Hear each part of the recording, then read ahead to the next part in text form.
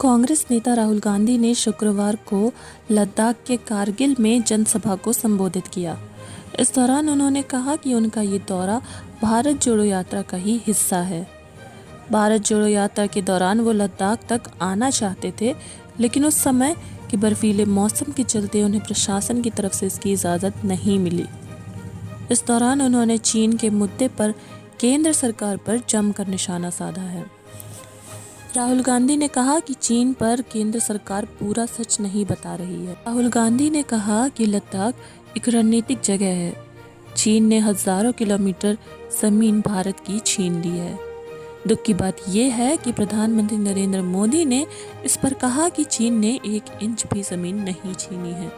प्रधानमंत्री सच नहीं बोल रहे हैं। लद्दाख का हर व्यक्ति इस बात को जानता है कि लद्दाख की जमीन चीन ने ले ली है। उन्होंने कहा कि अगर सीमा पर युद्ध हुआ तो लद्दाख के लोगों ने पूरी बहादुरी के साथ भारत के साथ मिलकर इसका सामना किया है।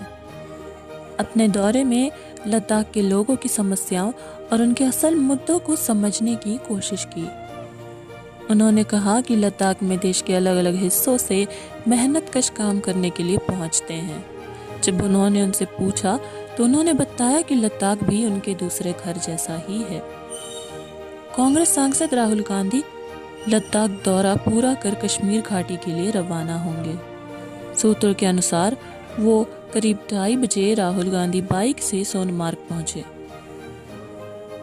राहुल गांधी 1 सप्ताह से लद्दाख में ही रहे हैं। इस दौरान उन्होंने लद्दाख में करीब हर उम्र के व्यक्ति से जुड़ने की कोशिश की। बच्चों से बुजुर्गों तक सबके साथ उन्होंने बात की है।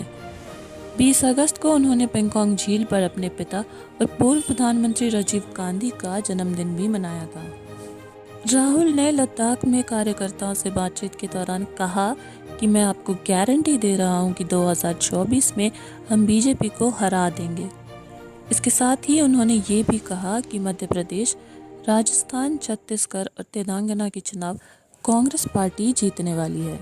राहुल ने लद्दाख की एक मुलाकात के दौरान युवाओं से बात कर रहे थे तो एक युवा ने उनसे पूछा कि बीजेपी को आप कैसे हराएंगे।